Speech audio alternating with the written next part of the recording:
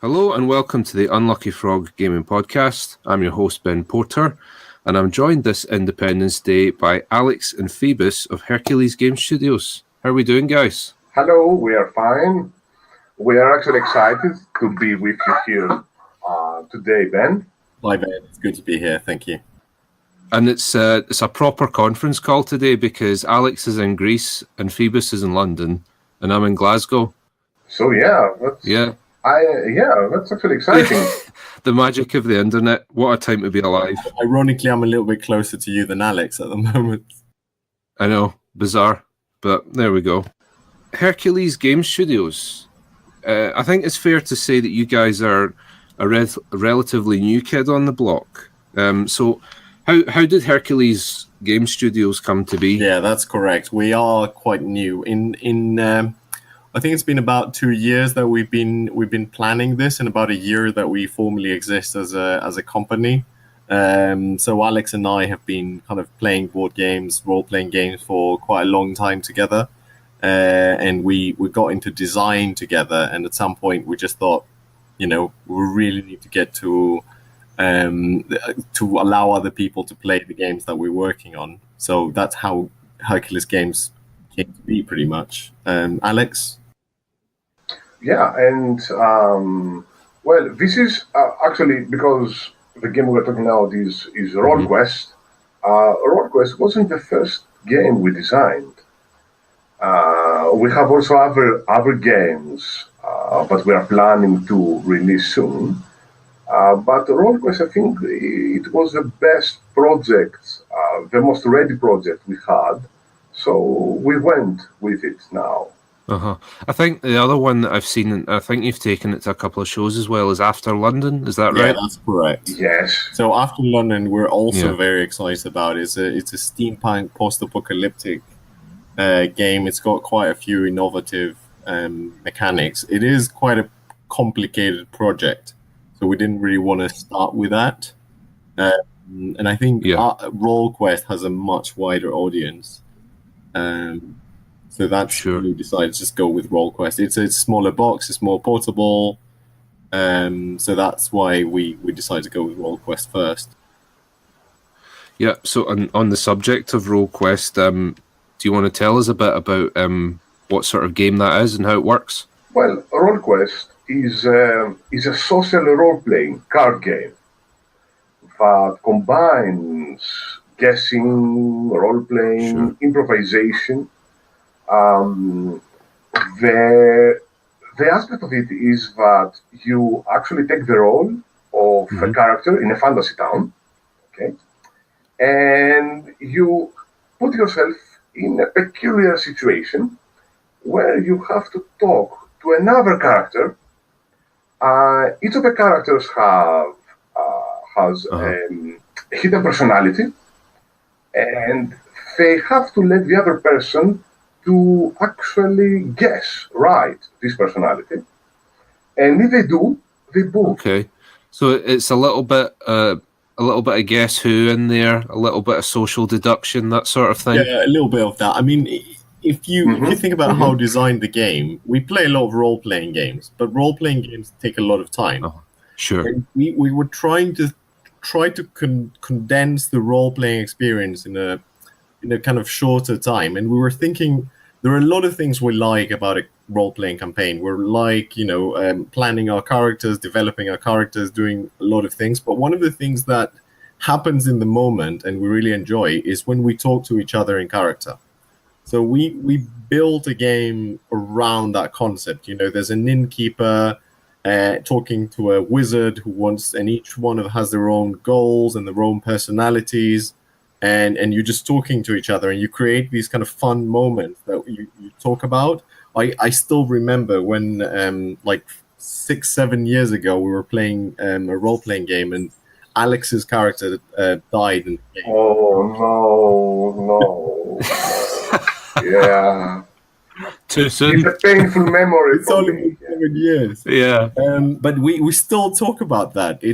We still talk about these moments. So we wanted to condense kind of these memorable, fun situations where anything can happen in a shorter game. And this is how RollQuest was created, pretty much. Sure, and I suppose the other thing is we recently had Steve Jackson on the show to talk about the new edition of his role-playing game Fantasy Trip, and one of the things that that we discussed in that is just how as good as they are, role-playing games take a long time to play. I mean, and the character creation process on its own, you pretty much have to dedicate a whole evening to that. Yeah, and if you want to play a D&D session, you need like 10 hours to finish something, or even more. Actually. Because you never make any decision. Yeah, and it's always and ordering the pizza and the beers and everything, and things are going on. Oh yeah, all of that, and then you've got people you've maybe not seen each other for 2 weeks, and they're catching up and all of that stuff as well. And to be honest, our group generally takes a bit longer than others. I think one of the first times I played D&D, because I came to it quite late. I think it was just after 5th edition had released, and a friend of mine had decided that he wanted to run a campaign, and at the start of the campaign, all of our characters are in the boat heading to the destination where the initial dungeon crawl is going to take place. And I think we spent about an hour fighting in the boat about what we were going to do.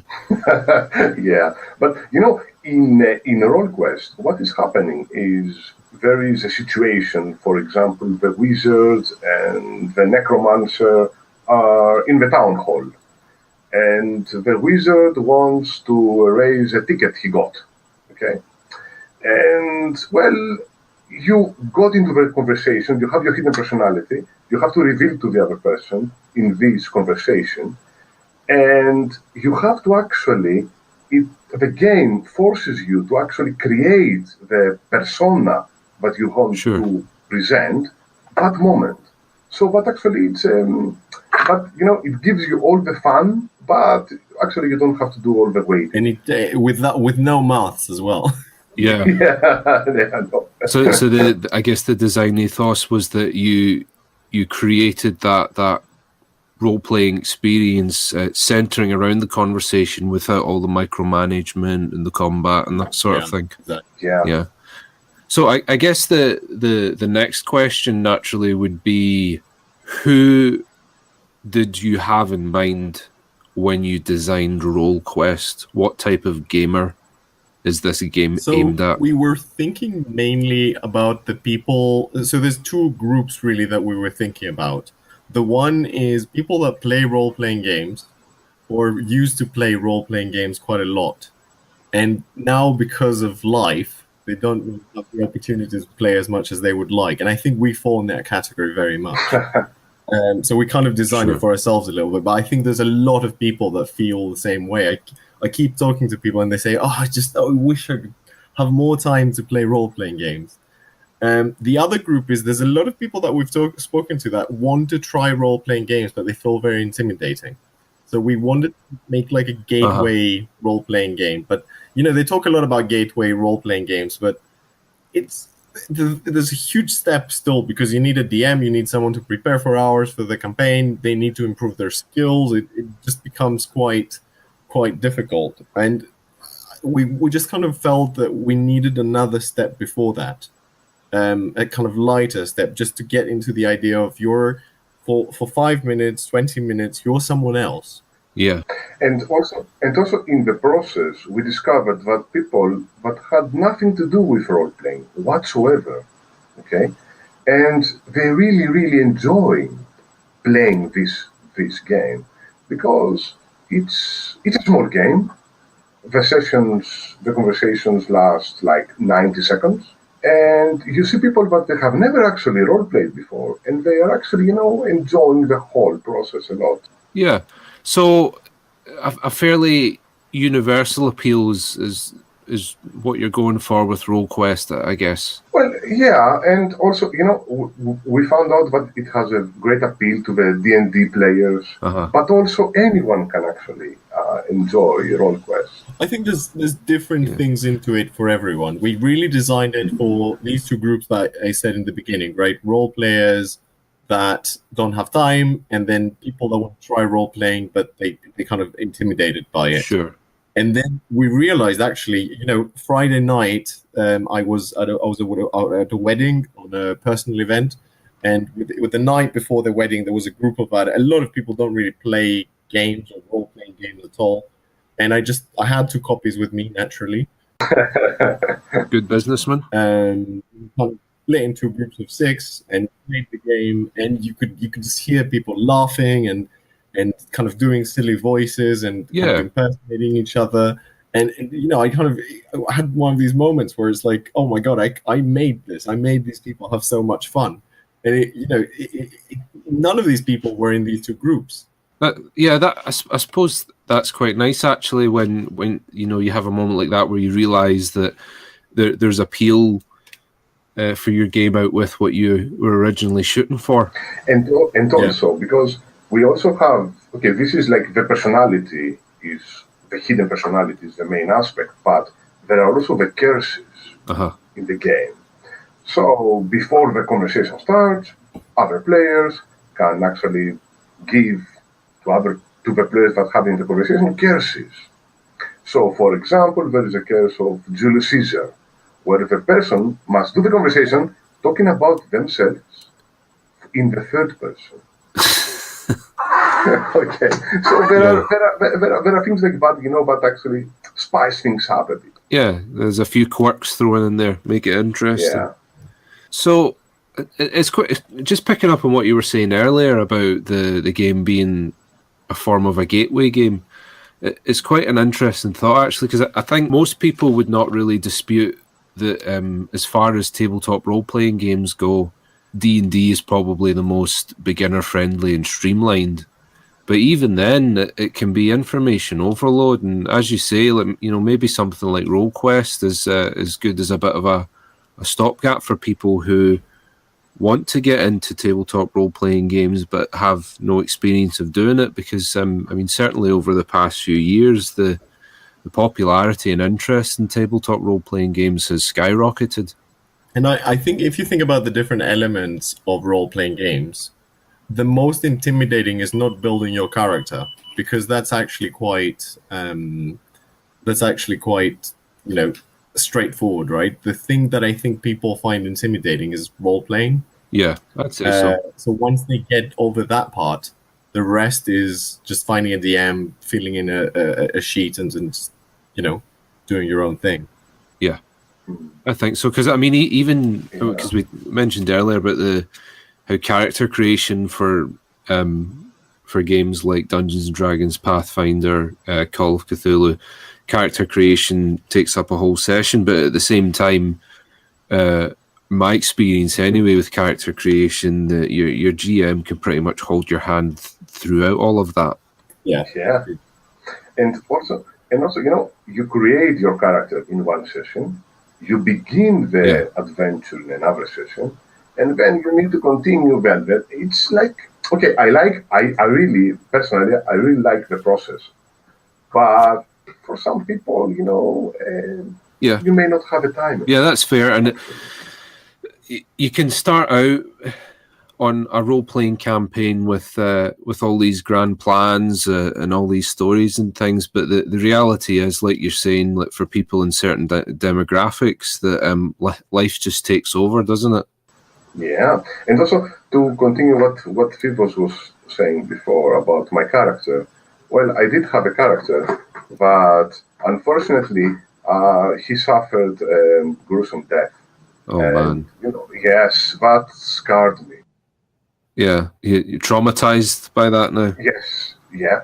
And that won't happen in a RollQuest. I can assure you. Okay, you have it, folks. You will not need to go for counselling from playing RollQuest. There you go. I wanted to say, I don't think I don't think of RollQuest as a replacement of role-playing games. I think it's a gateway into role-playing games. Sure. What you would do, the alternative would be not playing at all, because you would play RollQuest when you don't have time, or when you're sometimes at Christmas we're still kind of it was still pretty early to play the actual game, but sometimes between the session someone was late, we had some time. RollQuest would be a good kind of game to play then, to hone our role-playing skills before the session begins, as opposed to just kind of chatting with everyone until everyone arrives. It's not, I don't think of it as something that you would do instead of role-playing games that is shorter or better in any way. It's just something that you would do in these moments where you want to play a role-playing game, or you'd like to, and for all these reasons you can't. Sure, it scratches a similar itch, but still provides a different experience. Yeah, and it offers an excellent experience of role-playing. And also, it's also the improvisation, the guessing element that goes into this mix. And actually, that comes to an interesting point about, I think, having seen people play, the first time round, they think a lot about themselves. So they think a lot about their personality and what they're trying to roleplay and any curses they have. As they play the second round, the third round, or then, when the game is finished, they go for a new game. They start realizing that to win the game, it's not all about just role-playing your personality really well, but giving the other people the space to role-play theirs, so that you can listen to them and you can understand what their character is, so you can guess successfully. So I think it is, thinking about what happens in a role-playing session as well in an RPG, is you really want this kind of balance between the characters. So I think RollQuest kind of forces you, if you want to win, as you go through the rounds, to realize, actually, this is not just about me doing my thing. It's about trying to listen and be sensitive to what everyone else is trying to present. Yeah, so there is a cooperative element to it. I've heard a few people, they talk about improvisation, in terms of acting and things like that. And one of the main rules of improvisation is to never say no. And it's quite interesting when you think about that in terms of the application of that. Is like, when someone throws a scenario at you, you do need to go with it. And it's, as you say, you do need to work together, and you can't be too focused on yourself. And this is actually incorporated in the game, in the sense that if you find the other personality trait, you both win. Yeah. So that's actually, this is like cooperative, it's like you work as a team. Yep, nothing wrong with that. The game is currently on Kickstarter. Correct. Why did you guys, it maybe seems like a slightly obvious question, but why did you guys decide to use Kickstarter to launch the game? Because as Alex and myself were discussing before you joined us, Phoebos, Kickstarter's had its fair share of controversies at the moment, and it's becoming increasingly more competitive. But why is it that you guys decided to use Kickstarter in spite of those elements? Yeah, that's a good question. I think one of the challenges, I guess one of the controversies, the way I perceive it, and correct me if I'm wrong, is that Kickstarter is partly used as a pre-ordering system rather than what it is, a kickstarting system, right? So I have a company and I was going to make this game anyway, and I just used Kickstarter to build a lot of popularity and hype, and then I published the game having had a lot of pre-orders. I think we are doing exactly what Kickstarter is made for. We're using Kickstarter to collect the fans and to build the crowd that we need, which of course we've been working on a while before we actually launched, in order to make this game reality. So if it wasn't for Kickstarter, I think this game would just be a prototype. Based on our 85% funding on day 4 now, it looks like, thanks to Kickstarter, this game is actually going to be published. Yeah. And get into people's homes. Well, because, the alternative would be like to go to design the game and try to market it ourselves, or find the publisher, or this is another process. Yeah, and which is again very strange. And I suppose when you do go down the road of approaching publishers and private investors, as you guys are no doubt aware, there's always the danger. I mean, you're almost guaranteed at some point or another to at least relinquish a degree of creative control. Yeah, that's true. It's also the freedom, but you actually, that's true. Yeah. And I think sometimes that's good, right? Because these people have experience, and the people that publish games know not only what's commercially successful, but also what works in practice. So I think there is merit to going with a well-known publisher. But for us, we just the indie road seemed to be the right thing. I don't think we debated it a lot. It just felt like the right thing to do. Yeah. I mean, as you say, Kickstarter was designed for guys like yourselves.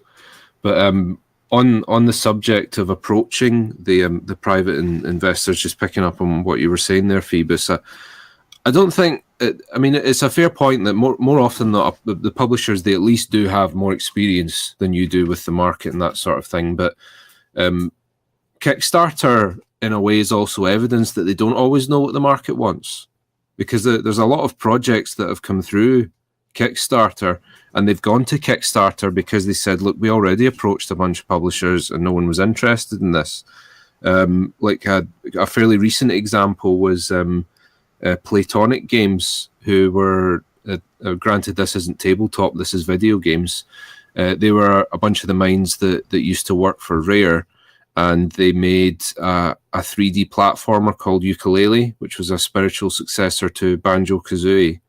And that absolutely smashed all of their expectations for funding. And they said a similar thing, that they approached publishers and they weren't interested in doing a 3D platformer because they felt that was very much a thing of the late 90s. That ship had sailed, but the market behaved in a way that was completely different from the expectations of those people. So yeah, that's absolutely true, and I think I know which one you're talking about. It rang a bell when you said 80s and 90s.